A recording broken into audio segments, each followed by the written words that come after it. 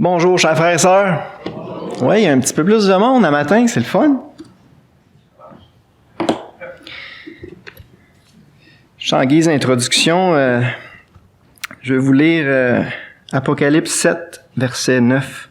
Après cela, je regardai, et voici, il y avait une grande foule que personne ne pouvait compter, de toute nation, de toute tribu, de tout peuple et de toute langue. Ils se tenaient devant le trône et devant l'agneau, revêtus de robes blanches et des palmes dans leurs mains, et criaient d'une voix forte en disant « Le salut est à notre Dieu qui est assis sur le trône et à l'agneau. » C'est des versets importants parce que ça nous montre le grand but de Dieu. Où est-ce que Dieu s'en va avec toute cette histoire-là de l'humanité? Ben, c'est ça son grand but, c'est qu'un jour, devant son trône et devant l'agneau, le Seigneur Jésus, soient réunis des hommes, des femmes, comment c'est écrit? De toute nation, de toute tribu, de tout peuple et de toute langue. Et ça va être le cas. Et on a entendu une petite partie de l'œuvre de Dieu, petite pointe de ce que Dieu fait dans le nord de la Colombie. Mais ça se passe aux quatre coins de la terre, ça se passe parmi toutes les nations, tous les pays. Et la majorité des ethnies, il reste encore plusieurs ethnies à atteindre, c'est pour ça qu'on n'est pas parti encore. Mais un jour, le but va être atteint et on va tous être ensemble avec des Colombiens puis des gens de toute tribu, de toute langue, de tout peuple. Et si c'est ça le grand but de Dieu, ben ça devrait être notre but de prendre une petite part comme Claude, juste une petite part dans cette mission-là immense, de contribuer à en amener quelques-uns avec nous autres, devant le trône. Il y a un lien avec ce qu'on va voir ce matin. On va voir comment ça a commencé, les nations et les langues, ce qu'on appelle les races ou les ethnies. On poursuit, en fait, on termine ce matin là notre série dans Genèse 1 à 11. Il nous restait les chapitres 10 et 11 ce matin à regarder. Puis c'est ce qu'on va voir, l'origine des nations, des races, des langues. Et c'est pas tout le monde qui a les mêmes centres d'intérêt. Moi, c'est quelque chose, je dirais, c'est une de mes parties préférées dans la Genèse. Mais en tout cas, que le Seigneur... j'espère que le Seigneur va avoir quelque chose pour chacun de vous ce matin. Avant de se lancer, on va prier. Merci Seigneur pour ta parole, qui est la vérité, 100% fiable. Merci pour le livre de la Genèse, pour ces premiers chapitres de la Genèse qui nous révèlent l'origine de toutes choses. Et ce matin, l'origine des nations, des peuples, des tribus, des langues. Seigneur, je prie que cette étude biblique puisse affermir la foi de chacun. Et comme je demande souvent de nous équiper un peu plus pour répondre aux questions, pour répondre devant quiconque nous demande raison de la foi qui est en nous. Bénis ton peuple ce matin, et s'il y en a qui croient pas encore en ta parole, qui croient pas que ta parole est la vérité, convainc-les ce matin par ta parole, par ton esprit. On remet ce temps béni entre tes mains au nom de Jésus. Amen. Donc, juste se remettre dans le contexte, on est à la fin du déluge, ok? C'est un des plus grands drames de l'histoire de l'humanité. Dieu a vraiment nettoyé la terre, littéralement, de toute cette race-là qui était complètement corrompue. Il n'y avait plus rien à faire avec la race humaine à ce moment-là. Puis là, il repart en neuf avec une famille. Noé, sa femme, ses 3 fils, Sem, Cam, Japhet et leurs femmes. 8 personnes sortent de l'arche et sont appelés à repeupler l'humanité. Et on a tous ces ancêtres-là communs. Quand on arrive dans Genèse chapitre 10, on a ce qu'on appelle la table des nations. Je vous invite à tourner. On va lire. Et je trouve ça passionnant parce que c'est ça. On a ici l'origine vraiment des nations, puis c'est vérifiable. La Bible se met à risque, si on veut, en donnant toutes sortes d'informations historiques précises. Les érudits, les historiens, les archéologues, ça fait 2000 ans qu'ils examinent la Bible pour voir si ça fit en bon québécois avec ce qu'on observe. Et plus le temps passe, plus la Bible est confirmée par la vraie science, bien sûr. Et ça, c'est un des sujets où la Bible est clairement confirmée, l'origine des nations. Donc, on va se lancer. On va aller quand même assez vite parce qu'il y a beaucoup d'informations. Donc, toutes les nations viennent de des trois fils de Noé, Sem, Cam, Japheth. On commence avec Japheth, on va lire les versets 1 à 5, Genèse 10. Voici la postérité des fils de Noé, Sem, Cam et Japheth. Il leur naquit des fils après le déluge. Les fils de Japheth furent Gomer, Magog, Madaï, Javan, Tubal, Méchec et Tiras. Les fils de Gomer, Ashkenaz, Ripha et Torgama. Les fils de Javan, Elisha, Tarsis, Kittim et Dodanim. C'est par eux qu'ont été peuplées les îles des nations, selon leur terre, selon leur langue, la langue de chacun, selon leur famille, selon leur nation. Donc, première chose qu'on voit, c'est les descendants de Japheth.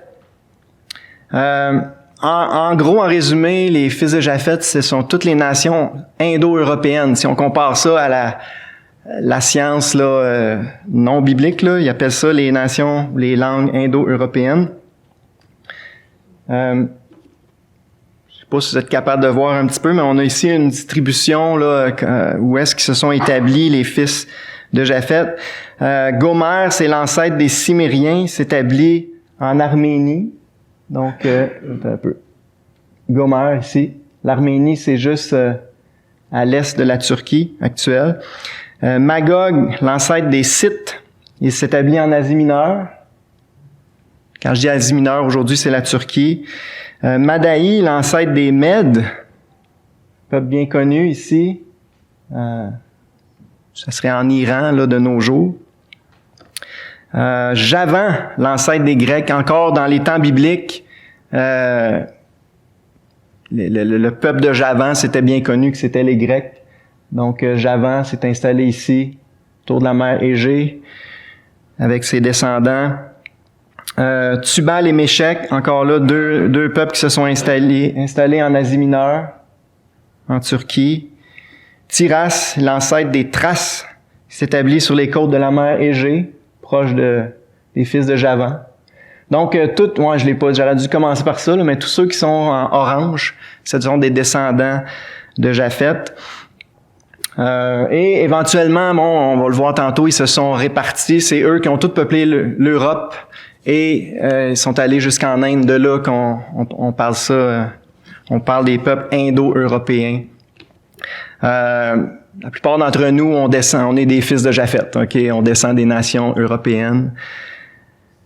Donc, on a un ancêtre commun. Quelque chose que je trouve très intéressant, c'est que les peuples de l'Antiquité ont conservé le souvenir de leur premier père, Japheth. Et c'est intéressant. Le nom de Japheth a été perpétué chez les Grecs comme Iapétos. Donc, les Grecs référaient à Japheth en l'appelant Iapétos. Les Romains l'appelaient Eupater. Ça vous fait-tu penser à un autre nom, Eupater? Jupiter. Et ça m'ouvre une petite parenthèse. Quand on étudie la mythologie des peuples de l'Antiquité, il y a plein de liens à faire avec les fils de Noé, les dieux hindous en particulier. Ils ont 8 dieux principaux, puis ça correspond, je crois, aux 8 personnes qui sont sorties de l'arche, par lesquelles qui ont peuplé la terre. Et il y a plein de liens à faire entre les divinités grecques, romaines et les Sem, Cam, Japheth, les premiers. Pourquoi ils sont devenus des divinités? On va en parler plus tard. Ils vivaient 3-4 fois plus longtemps que les autres. Donc, les premières générations, après le déluge, comme Sem, Cam et Japheth, ont survécu à peu près à 7-8 générations de leurs arrière-petits-enfants. Ils sont morts après eux. Donc, ils étaient vus comme des immortels. Donc, avec le temps, c'est ça qui a créé, en tout cas, c'est ce que je crois, ça a été la base qui a créé les dieux là, des nations par la suite. C'est ça. Donc, Jupiter, c'est Japheth. Et du côté grec, ils l'ont appelé Zeus. C'est l'équivalent. En Inde, on parle de lui dans les anciens Védas. Ça, c'est les vieux écrits hindous. Et on parle de lui comme Prajapati. Encore là, ça ressemble pas mal à Japheth. En Chine, le peuple Miao se souvient de lui comme Jafu. Donc, c'est intéressant, hein, quand on creuse il y a des écrits vraiment de l'Antiquité qui remontent jusqu'à Japheth, qui confirment le récit biblique. Ashkenaz, fils de Gomer, semble être l'ancêtre des tribus germaniques. Donc, il s'est installé d'abord dans, je pense que ça s'appelle le Caucase, là, les montagnes ici.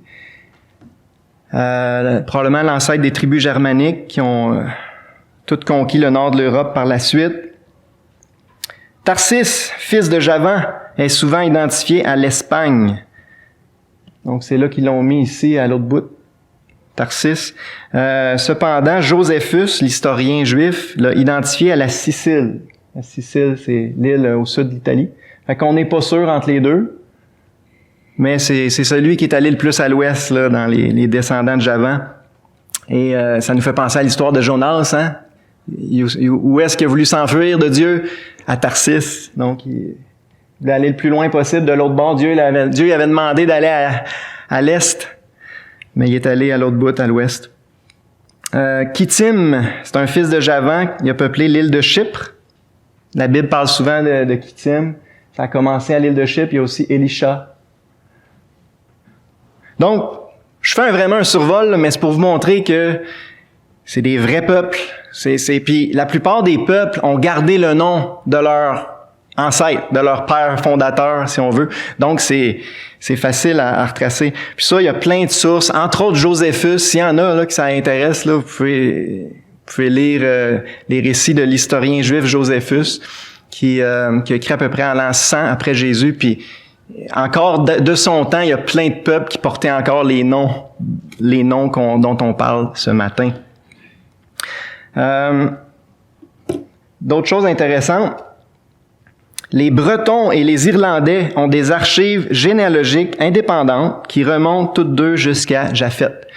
Donc, on a retrouvé des vieilles généalogies, par des peuples bretons et irlandais, qui sont deux branches de la nation celte.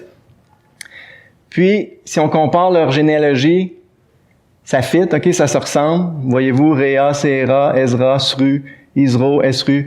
Donc, on voit qu'ils ont un tronc commun. Puis, ça remonte jusqu'à Noah. C'est intéressant. C'est pas juste dans la Bible qu'on trouve ça. Il y a d'autres évidences, d'autres écrits qui ont été trouvés qui le confirment. Mais ça, vous n'entendrez pas ça, aux nouvelles, à la TV ou dans les écoles, parce que si on enseigne ça, il y a ben trop de monde qui vont se mettre à croire à la Genèse, hein? Il y a d'autres sources, les Anglo-Saxons, les Danois, les Norvégiens, les Islandais. On a retrouvé des généalogies encore là de ces peuples-là. Et systématiquement, ils ont des généalogies qui remontent jusqu'à Noé. Puis souvent, vous voyez, on voit que c'est des troncs communs. Ils venaient tous de la même nation, celte. Ou en tout cas... Fait que c'est intéressant. Ça, en passant, j'ai pris ça dans un livre, s'il y en a que ça intéresse, là, ça s'appelle After the Flood, de Bill Cooper. Et c'est ça, c'est une recherche vraiment surtout d'écrits de l'Antiquité, ou en tout cas des vieux écrits, des généalogies qui confirment le récit biblique, comment les nations se sont dispersées après le déluge. Le peuple Miao, ça c'est un peuple qui se trouve au sud de la Chine, mais c'est pas des Chinois. Donc ils ont une origine ethnique différente des Chinois. Ils descendent de Japheth. Et eux, il y avait une tradition orale de génération en génération. Ils se répétaient leur histoire oralement. Puis souvent, leur histoire était écrite sous forme de vers, là, comme de poèmes. Fait que ça allait aider la mémorisation. Puis ils se sont répétés ça de génération en génération pendant des siècles et des siècles et des siècles. C'est comme ça qu'ils ont ils ont gardé souvenir de leur histoire.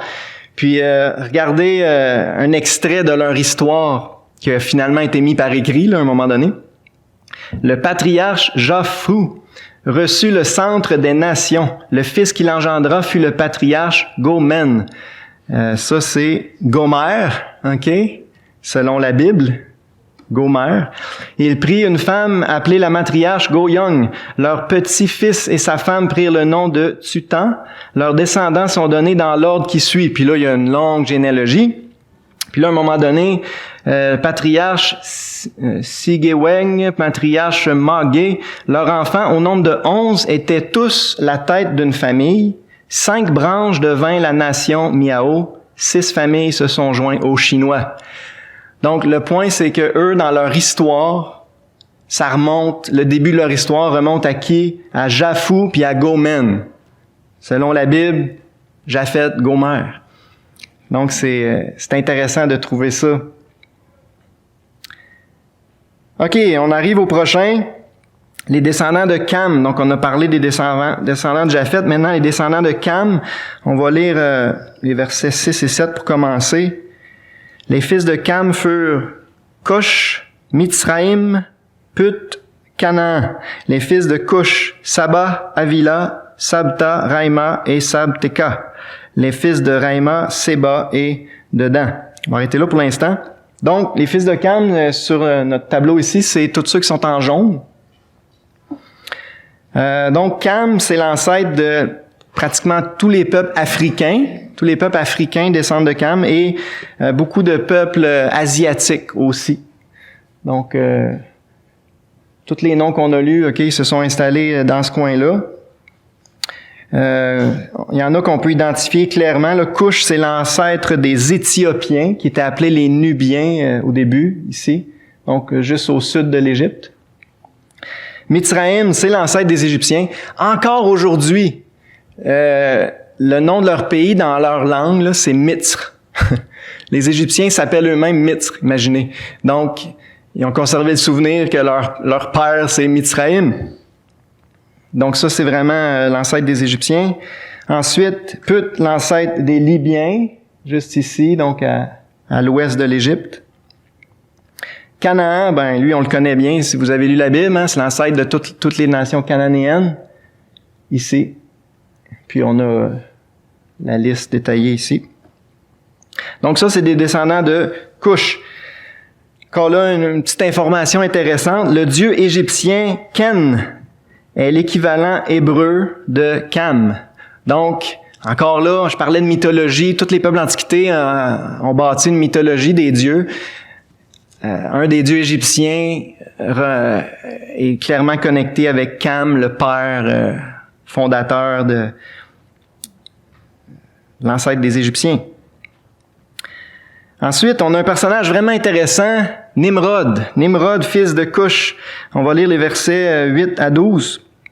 Cush engendra aussi Nimrod. C'est lui qui commença à être puissant sur la terre. Il fut un vaillant chasseur devant l'Éternel. C'est pourquoi l'on dit, comme Nimrod, vaillant chasseur devant l'Éternel. Il régna d'abord sur Babel. Retenez ça, on a reparlé. Il régna d'abord sur Babel, Érec, Akkad et Calné au pays de Shinéar. Quand vous lisez Shinéar dans la Bible, c'est Sumer, ok?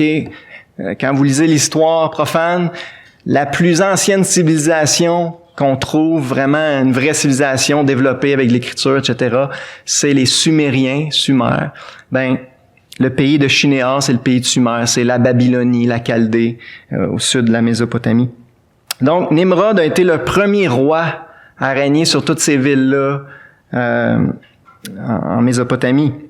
De ce pays-là, verset 11, de ce pays-là sortit Assur, la Syrie. Il bâtit Ninive, qui est devenue plus tard la capitale de la Syrie. Rehoboth-Ir, Kalash et Rézen, entre Ninive et Kalash, c'est la grande ville. Donc, c'est intéressant, on nous présente ici le premier grand roi qui a régné sur la première civilisation organisée. C'est Nimrod, fils de Cush. Donc, c'est le premier roi des Sumériens, si on prend ça d'un point de vue historique, là. Premier roi des Sumériens, il fut vénéré en Assyrie sous le nom de Nimurda et en Babylonie sous le nom de Marduk. S'il y en a qui ont déjà étudié un peu l'Empire babylonien, Marduk, c'est un dieu des Babyloniens. Encore là, on peut faire un lien direct entre Marduk et Nimrod. Nimurda, un dieu assyrien, c'est Nimrod. Donc encore là, les grands hommes qui vivaient plus longtemps ou qui ont régné dans les premiers, ben ils sont devenus des dieux, ok, dans la mythologie de ces peuples-là. Nimrod fut aussi connu sous le nom de Bakush, qui est dérivé de Bar-Kush, fils de Cush. Et encore là, ça fit parfaitement. La Bible nous dit que c'est un fils de Cush. Donc, Nimrod était appelé Bar-Cush, fils de Cush. Puis la mer Caspienne se nommait autrefois, savez-vous comment? Bacush, la mer de Bacush. Donc, la mer Caspienne, avant, s'appelait la mer de Nimrod, finalement. La mer du fils de Bacush, parce qu'il a été le premier roi à régner sur l'Assyrie, Ninive, Assur, etc. Donc, voyez-vous, quand on creuse dans l'histoire de l'Antiquité, il y a plein de connexions à faire avec le récit biblique. Ça fit parfaitement en bon québécois. Et c'est toujours intéressant à constater. Nimrod est connu comme étant l'instigateur de la rébellion de Babel. Dans la Bible, c'est pas super clair, à part que ça dit qu'il a régné sur Babel, mais il y a d'autres écrits de l'Antiquité qui font un lien entre Nimrod puis la rébellion de Babel, dont on va parler dans quelques instants. D'autres petits détails intéressants concernant les descendants de Cam. Parmi les descendants de Mitsraïm se trouvent les Philistins. On voit ça au verset 14, là, d'où sont sortis les Philistins. Donc, c'est un peuple qu'on voit souvent dans la Bible. Là. Ce sont des descendants de Mitsraïm, l'ancêtre des Égyptiens. Donc, c'est des cousins des Égyptiens, on peut dire. Parmi les descendants de Canaan, on trouve Sidon. Sidon, c'est l'ancêtre des Phéniciens. Les Phéniciens, c'est un peuple très, très important dans l'Antiquité. C'est eux autres qui ont développé surtout le commerce maritime. Donc, il était installé là, à Tyr et Sidon, là, en Phénicie. Puis, il faisait du commerce partout en Méditerranée. Donc, ça, c'est un fils de Cam. On a aussi Heth. Donc ça, on voit ça, excusez, je l'ai pas lu, mais c'est au verset 15. Canaan engendra Sidon, l'ancêtre des Phéniciens. Puis Heth, c'est l'ancêtre des Hittites ou des Hétiens. Dans la Bible, ils les appellent les Hétiens, mais les Hittites, encore là, c'est une nation très importante dans l'Antiquité. Ici, Heth, il était installé, grosso modo, en Syrie, ou la Syrie moderne. Puis un dernier qui est vraiment intéressant, au verset 17, de Canaan, parmi les descendants de Canaan, on trouve les Signiens. Les Signiens. Puis là, je vais vous faire tourner, gardez votre main dans Genèse, tournez dans Ésaïe 49, verset 12. Ésaïe 49. C'est qui ça, les Signiens? Parce qu'on les retrouve pas dans les peuples de Canaan. C'est un fils de Canaan qu'on retrouve pas dans les nations cananéennes. Fait que c'est plus difficile à identifier. Mais regardez ce qu'on lit dans Ésaïe 49, verset 12. Les voici, ils viennent de loin, les uns du septentrion, le nord, et de l'occident, de l'ouest, les autres du pays de Sinim. Il reste juste deux options. Le pays de Sinim, c'est soit du sud ou soit de l'orient, de l'est. On sait pas mal qui a peuplé tout le sud. En tout cas, on a toutes ces nations-là qui ont peuplé le sud de la Babylonie puis de Canaan. Et on est pas mal sûr que les Signiens n'étaient pas là. Donc, il reste pas mal juste l'Extrême-Orient. Donc, plusieurs érudits font un lien avec les Chinois. OK? Parce que c'est pas clair. Plusieurs se demandent d'où viennent les Chinois.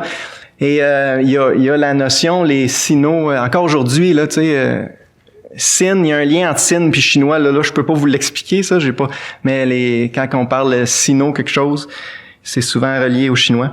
Fait en tout cas, on n'est pas sûr, mais c'est intéressant. Si c'est le cas, si ça se confirme, bien, les Chinois seraient des descendants de Canaan, fils de Cam.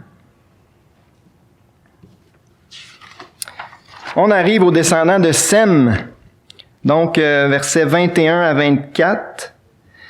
Il naquit aussi des fils à Sem, père de tous les fils d'Héber, et frère de Japheth, l'aîné. Les fils de Sem furent Élam, Assur, Arpachshad, Lud, Aram. Les fils d'Aram, Uts, Hul, Géter et Mash. Arpachshad engendra Shélach, et Shélach engendra Héber. Donc, Sem, c'est l'ancêtre de tous les peuples qu'on appelle Sémites, parlant des langues sémitiques. Encore aujourd'hui, on a gardé ces noms-là. Moi, je trouve ça intéressant. Puis ça, on parle de la science là, non biblique. Là. On appelle ça les peuples sémites puis les langues sémitiques. OK, mais ça fit parfaitement avec le récit biblique. C'est des descendants de Sem. Élam, c'est l'ancêtre des Perses. Ça, c'est bien connu. Donc, Élam, l'ancêtre de la nation perse. Assur, c'est l'ancêtre des Assyriens. Ils ont même gardé leur nom. Et Assur a fondé une ville qui a gardé son nom. Arpachshad, c'est l'ancêtre de tous les Sémites qui s'établirent en Chaldée. Donc, on peut dire les premiers Chaldéens. Abraham, on en a reparlé, c'était un descendant d'Arpachshad. Il a grandi à Ur, en Chaldée. Donc, Arpachshad, c'est ça. C'est un Sémite qui a peuplé la Chaldée. Lud, c'est un peuple c'est une nation qui a peuplé l'ouest de l'Asie mineure, qui a porté son nom plus tard, la Lydie. Donc, la Lydie, c'est les descendants de Lud, ici. Donc, nord-ouest de la Turquie. Aram, facile, c'est qui Aram? Les Araméens.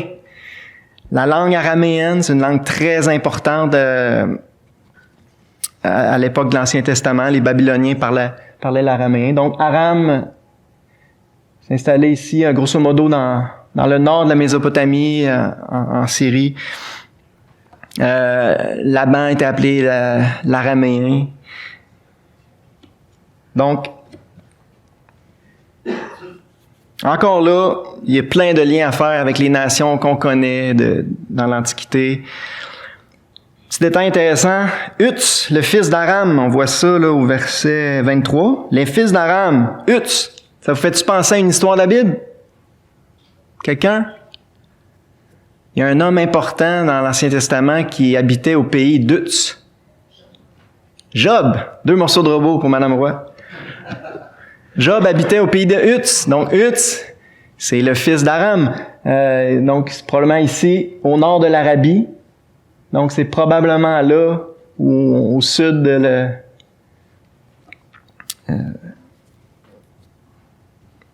Donc, c'est probablement là que Job... c'est là que Job habitait. C'est écrit noir sur blanc. Héber, ça revient plusieurs fois là, dans les versets qu'on a lus. Le petit-fils d'Arpachshad, c'est l'ancêtre des premiers Hébreux. Donc, d'où vient le nom des Hébreux? Ça vient d'Héber, leur ancêtre Héber. Abraham est appelé un Hébreu parce que c'est un descendant d'Héber. Joktan, là on voit ça au verset 26. On va lire, tiens, à partir du verset 25. Il naquit à Héber 2 fils. Le nom de l'un était Péleg, parce que de son temps, la terre fut partagée. On va revenir à ça dans quelques instants. Et le nom de son frère était Joktan. Joktan engendra un paquet de monde qu'on lira pas. Mais Joktan, ce serait... il aurait peuplé l'Arabie.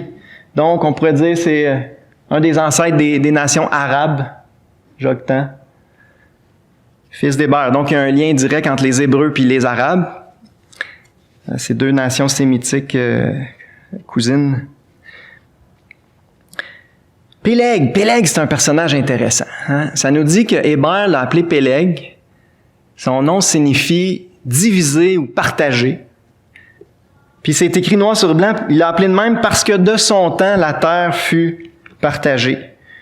Je crois que c'est une référence directe à la dispersion des nations qui est racontée au prochain chapitre 11. Dieu a forcé le partage des nations, la dispersion des nations, et plusieurs croient que ça s'est passé juste avant la naissance de Péleg. C'est pour ça que son père l'a appelé de même. On va y revenir un peu plus tard au chapitre 11. Donc, ce qu'on voit dans le chapitre 10, c'est que toutes les nations de la terre, et encore aujourd'hui, c'est toujours vrai, descendent des 3 fils de Noé. Donc, c'est comme un arbre. Noé a reparti l'humanité à zéro, on peut dire, après le déluge. Et là, il y a 3 grandes branches. Et là, ça s'est multiplié. Fait que nous autres, on est quelque part au bout du côté de Japhet. Les Québécois, la nation distincte là, des Québécois, là, on est une petite branche là, sur le bout de la branche de Japhet. Verset 32, c'est un beau résumé là, de tout ce qu'on a vu. Là. Verset 32, « Telles sont les familles des fils de Noé, selon leur génération, selon leur nation. Et c'est d'eux que sont sorties les nations qui se sont répandues sur la terre après le déluge. » Peut-être qu'il y en a, ça intéresse pas pantoute, je suis désolé pour vous autres. Mais il y en a quelques-uns que ça doit intéresser. Mais ça confirme la Bible. Le plus important à retenir, c'est que la Bible est vraie. Les premiers chapitres de la Genèse sont fiables, puis les historiens qui sont honnêtes, là, qui font de la vraie histoire là, basée sur les faits, les évidences, les écrits de l'Antiquité, ils peuvent juste arriver à la conclusion que ça fit très bien avec ce qu'on observe. Puis juste un détail, heureusement vous voyez pas la fenêtre que j'ai. Pas même. Il y a une petite expression intéressante qu'on retrouve 3 fois dans le chapitre 10. Premièrement, verset 5, je l'ai mis ici. C'est par eux qu'ont été peuplées les îles des nations selon leur terre, selon la langue de chacun. Intéressant. Ils ont été dispersés selon la langue de chacun. Verset 20. Genèse 10, 20. Ce sont là les fils de Cam, selon leur famille, selon leur langue. Les fils de Cam ont été dispersés selon leur langue. Puis verset 31, ce sont là les fils de Sem, selon leur famille, selon leur langue. Donc on voit que ils se sont pas juste dispersés sur la base de leur appartenance familiale, leur clan. On voit que ils ont été dispersés selon leur langue. Et là, ça l'introduit le fameux chapitre 11. D'où viennent les langues? On a la réponse au chapitre 11. Oups. Ça marche plus. La tour de Babel. On va lire les versets 1 à 4. Premièrement, la rébellion de l'homme à l'ordre de Dieu. Toute la terre avait une seule langue et les mêmes mots au départ. Comme ils étaient partis de l'Orient, ils trouvèrent une plaine au pays de Shinéar, Sumer, et ils y habitèrent. Ils se dirent l'un à l'autre, « Allons, faisons des briques et cuisons-les au feu. » Et la brique leur servit de pierre et le bitume leur servit de ciment. Ils dirent encore, « Allons, bâtissons-nous une ville et une tour dont le sommet touche au ciel et faisons-nous un nom. » Ça, c'est une phrase clé. Voilà l'orgueil de l'homme ici. « Faisons-nous un nom afin que nous ne soyons pas dispersés sur la face de toute la terre. » C'est quoi le problème ici? Le problème, c'est que le premier ordre que Dieu a donné à Noé et à ses fils en sortant de l'arche, c'est, on va le lire, chapitre 9, verset 1. Chapitre 9, verset 1, Dieu bénit Noé et ses fils et leur dit, « Soyez féconds, multipliez, remplissez la terre. » Remplissez la terre. Dieu voulait que les hommes se dispersent et remplissent la terre. Les hommes, comme souvent, ont fait exactement le contraire. Rassemblons-nous, bâtissons une ville, faisons-nous un nom. Alors, c'est de la rébellion et, comme j'ai dit, il y a d'autres sources intéressantes. C'est pas fiable à 100%, c'est sûr, mais qui nous montrent qu'il y avait Nimrod derrière ça. Puis, derrière Nimrod, il y avait Satan. Satan a toujours voulu faire le contraire de ce que Dieu dit, puis il a toujours voulu rassembler l'humanité dans un seul gouvernement. Pourquoi, vous pensez? Pour pouvoir lui-même gouverner le monde. Satan veut gouverner le monde. Satan, il est déjà appelé le prince de ce monde, le Dieu de ce siècle. D'une certaine façon, il gouverne déjà le monde, mais il y a de la misère parce que le monde est tellement divisé. Mais son but, depuis Babel, ça a toujours été d'unifier l'humanité sous un seul gouvernement, pour pouvoir prendre le contrôle direct de l'humanité. Puis, on sait par le livre de l'Apocalypse, entre autres, qu'il va réussir. Dieu va le laisser faire. Ça serait mieux de dire ça. À un moment donné, il va avoir un gouvernement mondial et ça va être d'une certaine façon la renaissance de Babel.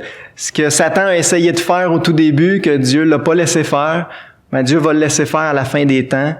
Et Satan va régner sur l'humanité pendant 3 ans et demi à travers un homme qu'on appelle l'Antichrist. Le nouveau Nimrod. Et c'est juste intéressant de faire des liens. Après un long détour, il va finir par réussir son gouvernement mondial. Maintenant, Dieu intervient pour empêcher ce projet-là. Versets 5 à 9.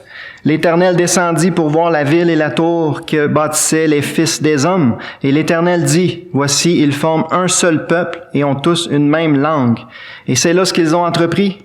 Maintenant, rien ne les empêcherait de faire tout ce qu'ils auraient projeté. Allons, descendons. On voit la Trinité en passant ici, Dieu pluriel, plusieurs personnes en Dieu. Allons, descendons, et là, confondons leur langage, afin qu'ils n'entendent plus la langue les uns des autres. Et l'Éternel les dispersa loin de là sur la face de toute la terre, et ils cessèrent de bâtir la ville. C'est pourquoi on l'appela cette ville du nom de Babel, qui signifie confusion, car c'est là que l'Éternel confondit le langage de toute la terre, et c'est de là que l'Éternel les dispersa sur la face de toute la terre. C'est encore aujourd'hui la meilleure explication, la plus raisonnable de l'origine des langues. Parce que, c'est ça. Puis la Bible dit, c'est la vérité. Donc, Dieu a eu une très bonne idée. Il s'est dit, on va confondre leur langage, ils ne comprendront plus, ils n'auront pas le choix de se disperser, puis ça a très bien marché. Donc, ça s'est passé finalement, chapitre 11 s'est passé avant le chapitre 10, dans le sens qu'on l'a lu, c'est selon leur langue qu'ils se sont dispersés, chacun de leur bord, puis ont formé les Premières Nations qu'on a examinées jusqu'à maintenant. Le peuple Miao, j'y reviens, je vous ai déjà dit là, qu'il y avait une histoire qui est orale, qui se sont répétées. Ben, croyez-le ou non, ils ont conservé un souvenir très clair de l'histoire de Babel. Ça c'est un extrait, de l'histoire du peuple Miao au sud de la Chine. Lo-An engendra Kusa et Messé. Cam engendra Cush et Méchec. Lo-An engendra Élan et Nashur. Leurs descendants engendrèrent des tribus et des peuples. Leurs descendants construisirent des campements et des villes. Leurs chants étaient tous faits de la même musique. Leurs paroles étaient toutes faites des mêmes mots. Alors ils dirent, construisons une très grande ville, élevons jusqu'au ciel une très haute tour. C'était mal, mais ils prirent leur décision. Pas droit, mais ils persistèrent. Dieu les punit et changea leur langue et leurs accents. Descendant avec colère, il mit la confusion dans leur voix. L'un parle aux autres, mais cela n'a aucune signification. Ils parlent avec des mots, mais ils ne peuvent le comprendre. Alors la ville qu'ils construisaient ne fut jamais complétée. La tour qu'ils élevaient dut rester incomplète. Désespérés, ils se séparèrent donc sous tous les cieux. Ils partirent les uns et les autres en remplissant le monde. Ils arrivèrent à 6 extrémités et parlèrent les 6 langages. C'est intéressant. On a vu, quand on parlait du déluge, on a vu qu'il y a des souvenirs du déluge dans plein de nations dans le monde. Il y en a beaucoup moins pour Babel, mais il y en a. Comme ça, c'est un exemple d'une source en dehors de la Bible où on a conservé le souvenir de la dispersion des nations à Babel. Puis, c'est intéressant, c'est pas la Bible, là, mais selon leur histoire à eux, les peuples auraient été divisés en 6 langages. Et ça fait du sens, on va en parler dans quelques instants. On sait que la majorité des langues aujourd'hui, c'est comme un arbre, comme on voyait tantôt. Tu sais, les langues se sont divisées, en plein de langues. Puis, c'est justement le prochain slide. Ça, c'est les langues indo-européennes. Les experts, moi je suis pas un expert, là, mais les experts disent que il y a environ 150 langues. Puis les langues qui sont encore vivantes aujourd'hui, encore parlées, c'est celles en vert. Donc, beaucoup de langues sont mortes. Mais il y a environ 150 langues qui sont tous issues d'une langue originelle qu'on appelle l'indo-européen, là. Donc, ça ferait du sens qu'à Babel, il y en avait juste à peu près 6. Puis là, avec le temps, les langues se sont subdivisées. Donc ça, c'était certainement une des langues des descendants de Japheth, le père des Indo-Européens. Plusieurs experts non-croyants localisent le foyer originel des Indo-Européens en Asie mineure, ce qui est parfaitement compatible avec le récit biblique. J'ai mis ici un extrait de Wikipédia, L'origine des peuples indo-européens. Les premiers à quitter le berceau auraient pris la direction du Caucase. Ça, c'est ici, là. Donc, à l'est de la Turquie. Et de l'Asie centrale. Puis, une seconde vague aurait traversé la mer Égée. Ça, c'est chaque côté de la Grèce. Pour se répandre en Europe. Les Grecs, les Thraces, les Illyriens, les Italiques, les Celtes, les Germains et les Slaves. Avant qu'une fraction ne prenne le chemin de l'Iran et de l'Inde, donnant naissance aux peuples scythes, sarmates, perses, mèdes et tous les peuples de l'Inde du Nord parlant des langues cousines ou nièces du sanskrit. Ça, c'est l'histoire profane, c'est ce qu'on voit sur Wikipédia, mais quand on compare ça avec tout ce qu'on a vu ce matin, là, trouvez-vous que ça fit? Ça fit parfaitement, donc grosso modo, c'est les fils de Japheth. Okay, qui se sont dispersés comme ça. Et même le nom des nations, plusieurs correspond au nom qu'on trouve dans Genèse 10. L'origine des races, maintenant, c'est un survol très rapide, là, mais peut-être qu'il y en a qui se sont posés la question, ouais, mais OK, là, on a su les langues, comment que ça s'est fait? C'est carrément Dieu qui les a forcés. D'où viennent les différentes races? Eh bien, j'ai mis une explication ici qui résume l'idée. Les hommes se sont rassemblés par groupes linguistiques, comme on l'a vu, puis Dieu les a disséminés dans toutes les directions. À partir de ce moment-là, ils cessèrent de se mélanger. Ils ne se marièrent plus qu'au sein de leurs groupes respectifs, à cause de la barrière de la langue et de l'isolement géographique. Donc, c'est clair jusqu'à maintenant, en s'isolant, ils se mariaient juste entre eux autres. Donc, le bagage génétique, était comme fixé à l'intérieur des différents groupes, vu qu'il n'y avait pas d'intermariage pendant des siècles entre les différents groupes, nations qui se sont divisées. C'est ainsi que se sont fixées les différentes caractéristiques physiques au sein de chaque peuple. La taille, la forme du nez, des yeux, la couleur de la peau et des cheveux, donnant émergence à ce que nous appelons race. Mais pour de vrai, il y a juste une race. C'est la race humaine. On devrait plutôt parler d'ethnie. Et, il n'y a qu'un seul pigment colorant qui détermine la couleur de la peau, des yeux et des cheveux, la mélanine.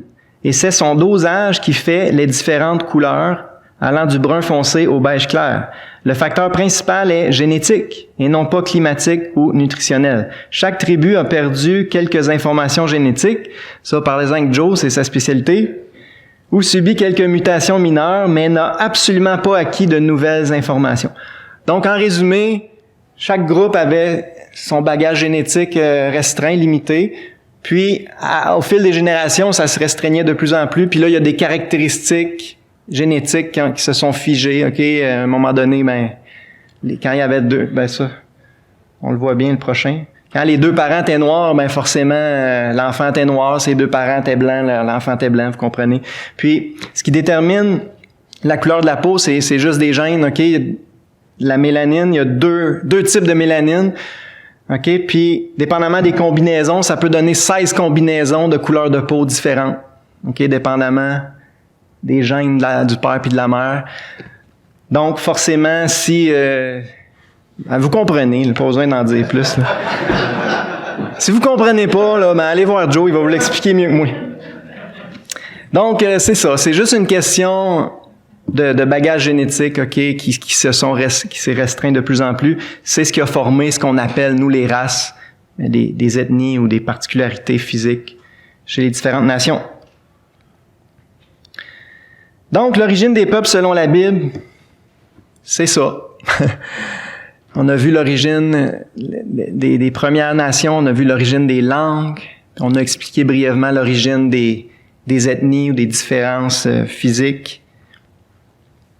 Puis, c'est bien résumé dans Actes 17, 26. Ça, c'est Paul dans un de ses messages, je pense, à Athènes.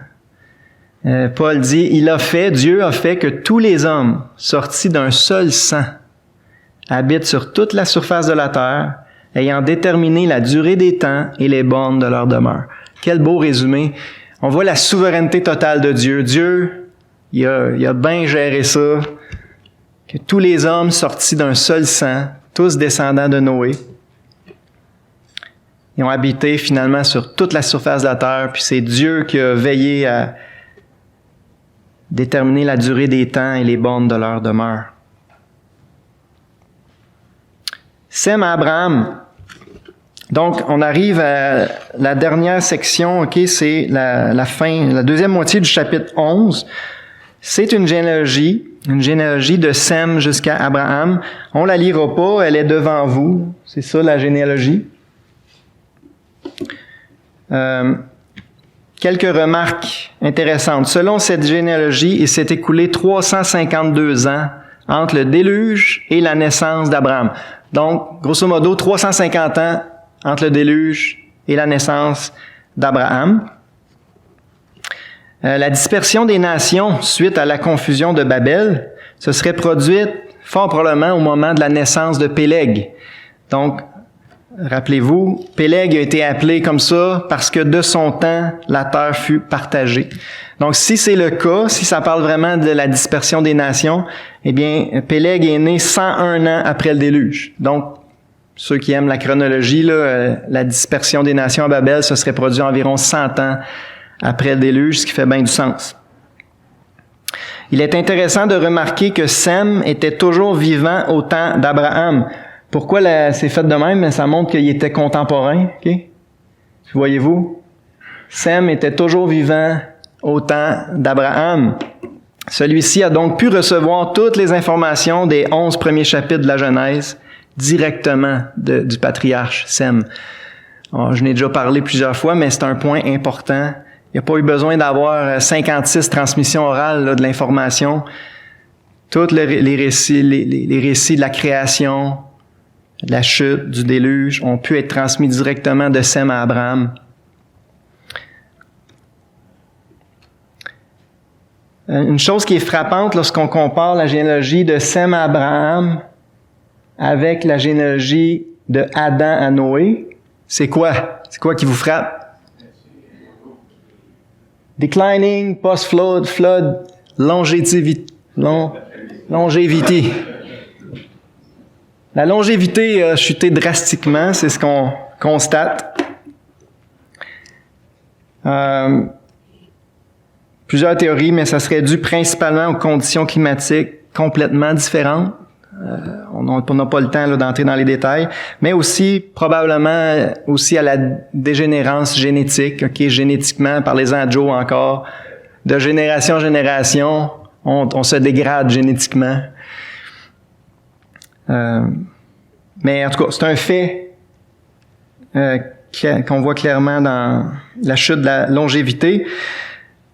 Une autre chose intéressante, la période de temps séparant le déluge de la naissance d'Abraham est sujet à controverse. Pourquoi? Parce que la traduction grecque des Septante ajoute systématiquement 100 ans à chaque génération. Je vais passer assez vite là-dessus, mais repoussant ainsi le déluge de près de 900 ans. Cette modification fut certainement volontaire. Elle fut probablement le résultat de l'influence de Manetho, qui est l'historien égyptien de l'Antiquité, qui faisait remonter l'origine de l'Égypte à 3000 ans avant Jésus. Donc, il existe la traduction grecque de l'Ancien Testament, comme j'ai dit, là, ils ont rajouté systématiquement 100 ans à chaque génération, ce qui donne presque 900 ans de plus entre le déluge et Abraham. Donc, selon, ça c'est texte massorétique, là, c'est le texte hébreu là, classique que toutes nos Bibles sont traduites à partir de ça. Il y a 350 ans, donc le déluge aurait eu lieu environ là, à 2450 avant Jésus. Mais si on se base sur la traduction des Septante, ça remonte de 900 ans. C'est fort probablement l'influence, comme je l'ai dit, là, de l'historien égyptien qui a vraiment exagéré la longueur de l'histoire de l'Égypte. La chronologie égyptienne aussi est sujet à controverse. J'ai juste mis... ça, c'est parce que vous risquez de devoir répondre à ces questions-là à un moment donné si vous abordez le sujet. Ils vont dire, ben là, ça fait pas de sens si le déluge a lieu 2400 ans avant Jésus, mais le premier empire égyptien, c'est 3000. Ben, c'est ça. C'est que la chronologie égyptienne a été beaucoup exagérée. Et il y a plusieurs érudits qui ont qui ont fait d'autres chronologies. Puis certains poussent la fondation de l'Égypte en... Finalement, l'Égypte serait 1000 ans plus jeune que ce qu'on enseigne dans les universités.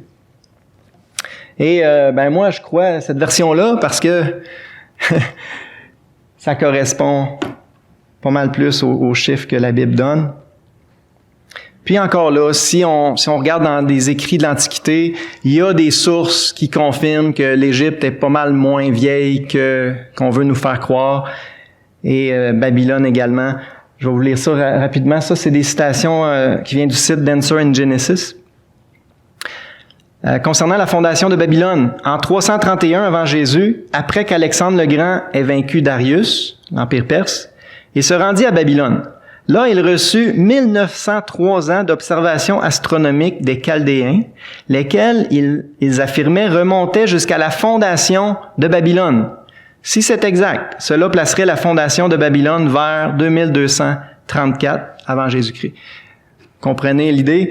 Donc, ça fitterait parfaitement avec la chronologie biblique. Fondation de Babylone aux alentours de 2234 avant Jésus. La fondation de l'Égypte. L'historien byzantin Manassé a écrit que le royaume égyptien a duré 1663 ans.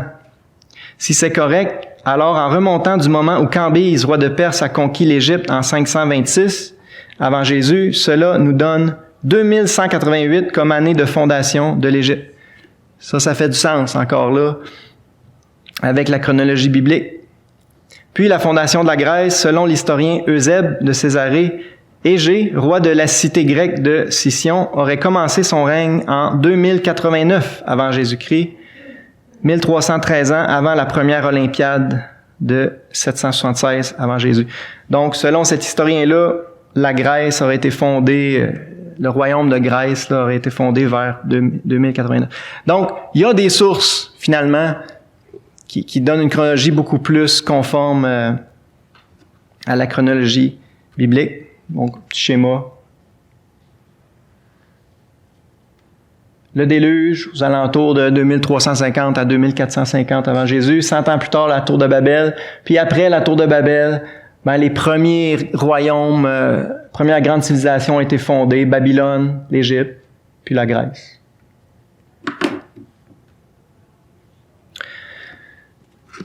Rapidement, le chapitre 11 se termine avec, on commence à nous introduire Abraham. Le but de toute la généalogie, c'est d'aboutir à Abraham. Dieu appelle Abraham de Ur en Chaldée. On va juste lire le verset 31. Genèse 11, 31. Térak prit Abraham, son fils, et Lot, fils d'Aran, fils de son fils, et Saraï, sa belle-fille, femme d'Abraham, son fils. Et ils sortirent ensemble d'Ur en Chaldée pour aller au pays de Canaan. Ils vinrent jusqu'à Charan et ils y habitèrent. Donc Dieu a appelé Abraham à Ur, en Chaldée, en Babylonie. Ils sont arrêtés à Charan ici, le pays d'Aram, pendant un bout de temps. Puis plus tard, Abraham est descendu au pays de Canaan. Ça, je vais juste vous dire qu'ils ont trouvé plein d'écrits datant du temps d'Abraham, à Ur, entre autres. Dans toutes les grandes villes de Babylonie, on trouvait des bibliothèques, avec des livres qui parlaient d'à peu près tous les sujets.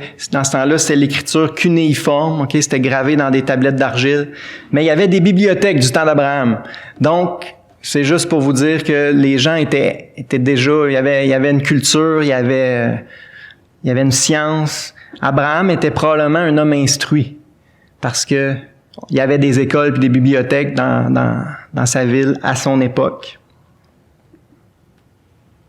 Puis ça, c'est important par rapport à la rédaction de la Genèse. Plusieurs pensent que Abraham aurait lui-même apporté des tablettes d'argile avec l'histoire des 11 premiers chapitres de la Genèse qu'on a survolé ensemble dans les dernières semaines. Puis, il aurait pu rédiger lui-même le récit de sa vie, parce qu'une bonne portion de la Genèse, c'est le récit de la vie d'Abraham, d'Isaac, de Jacob. Donc, je vais vous lire ça, là. Ça, c'est tiré du manuel biblique de Halley. C'est une hypothèse, OK? On n'est pas sûr, mais ça fait du sens. Ceux qui se posent des questions, comment la Genèse a pu être rédigée. Abraham a dû recevoir de Sem l'histoire de la création, de la chute de l'homme et du déluge. Il reçut lui-même un appel direct de Dieu à devenir le fondateur d'une nation au travers de laquelle la race humaine entière serait un jour bénie. Abraham a certainement dû faire des copies soigneuses et fidèles des récits et écrits qu'il avait reçus de ses ancêtres. Il y ajouta l'histoire de sa propre vie et des promesses de Dieu à son égard, les inscrivant sur des tablettes d'argile, en caractère cunéiforme, de façon à pouvoir les laisser comme annales de la nation qu'il était appelé à fonder. C'est une hypothèse, mais ça fait du sens qu'Abraham ait pu avoir ces tablettes-là d'argile, puis plus tard, Moïse a eu accès à ces sources-là, donc on a déjà parlé. En conclusion, quand on arrive à la fin du chapitre 11, on arrive vraiment à un point tournant très important dans l'histoire de l'humanité, puis dans le plan de Dieu surtout. J'ai mis ici une note de Scofield. Genèse 11 et 12 marquent un important tournant dans les voies de Dieu à l'égard de l'humanité. Dès ce moment, l'humanité apparaît dans l'Écriture comme un vaste courant d'eau dont Dieu détourne un petit filet avec lequel il se propose un jour de purifier le fleuve lui-même. Ce petit ruisseau est l'image d'Abraham que Dieu appelle, puis de la nation d'Israël que Dieu crée. Israël a été suscité comme témoin du Dieu unique face à l'idolâtrie universelle.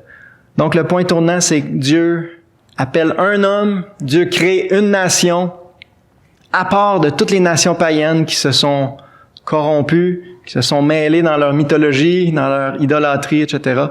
Et le but de Dieu, c'était quoi derrière tout ça? C'était de bénir toutes les nations de la terre. Donc, il crée une nation à part dans le but de revenir après et de bénir toutes les nations.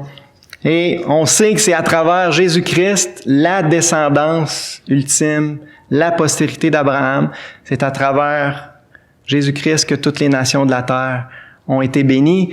Et on le vit aujourd'hui, la raison pourquoi on est là, nous autres, à matin, puis la raison pourquoi il y a des églises comme nous autres, là, dans tous les pays du monde, rassemblés à chaque semaine, soit en liberté ou en cachette.